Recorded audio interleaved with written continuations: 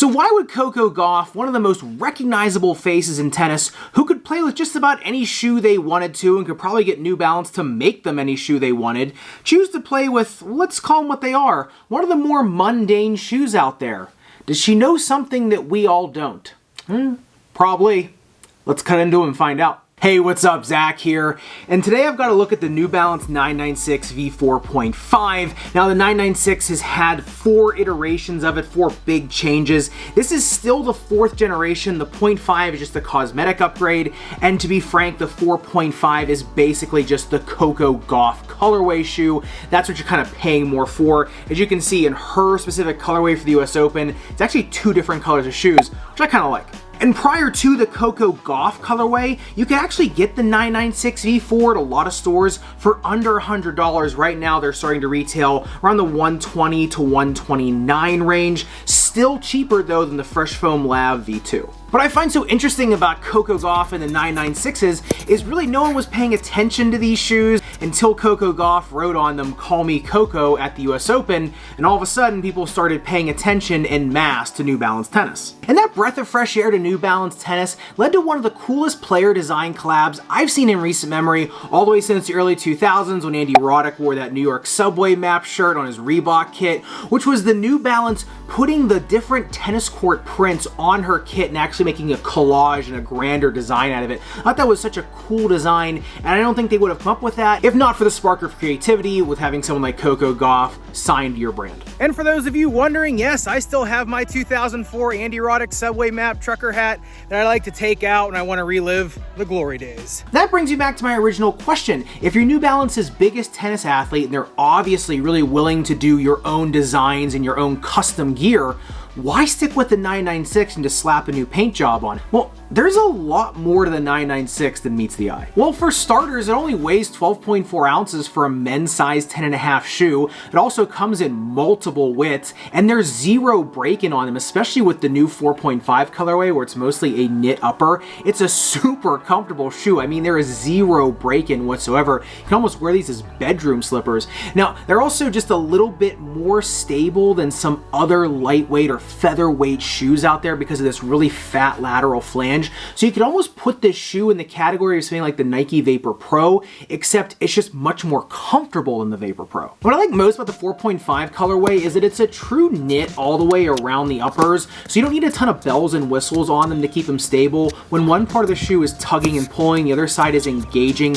almost like Nike Flyweave, but just a much lighter material and just a little more streamlined and just like I said, a little more plush. But even with the knit, you still do get a really robust toe drag guard really far up into the lace line versus someone that really toe drags hard. And on the upper durability test, so the Dremel 10-second Highest Grit sandpaper, and that durability guard, barely a millimeter, really barely a scratch. Now these do have an outsole durability guarantee for 6 months, but you know, if it's anything like the upper durability, you might not need it. And just as a reminder, if you want to keep hanging out and frankly beating up more brand new sneaker releases, make sure you subscribe to the channel so you don't miss the next brand new shoe to drop. So what's interesting about the teardown, this is actually an older version than the 996 I had. I decided to cut open instead of the new ones.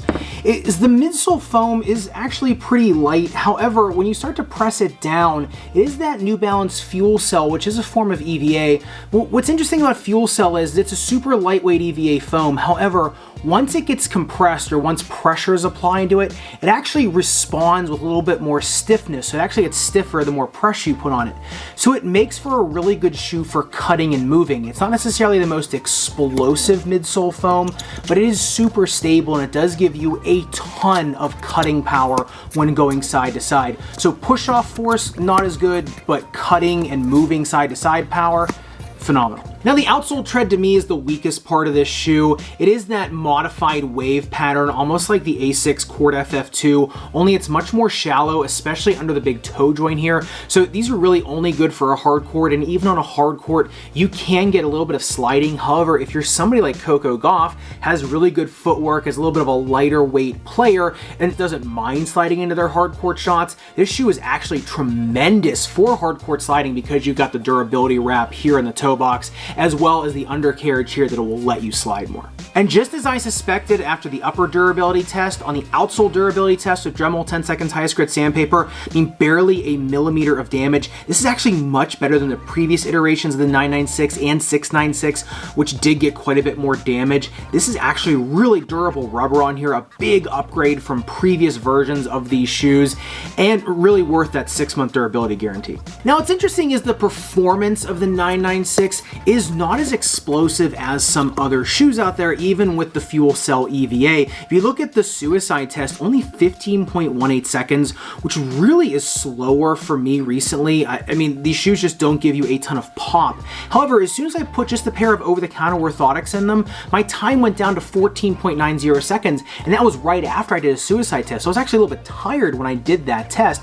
So you can see, even just modifying these a little bit takes these from just an average shoe to a really above average shoe. If you look at the serve test, same thing, just with the regular shoe, only 23.2 centimeters. As soon as I put just a basic over-the-counter orthotic in them though, just to stiffen up that midsole a little bit, 27.75 centimeters, which puts these right in the middle of every other shoe. And I think what those tests also show you, plus the stack height and the heel to toe drop on these shoes, is that with the 996 lacks an explosive movement, it more than makes up for in tactile feel or court feel, because you get such a low to the ground feeling in these shoes without actually bottoming out the shoe. And with only a 0.9 centimeter heel to toe drop, you're still getting a pretty decent bit of foam here in your forefoot. So even though you're feeling the court pretty well, you're not physically bottoming out through the shoe.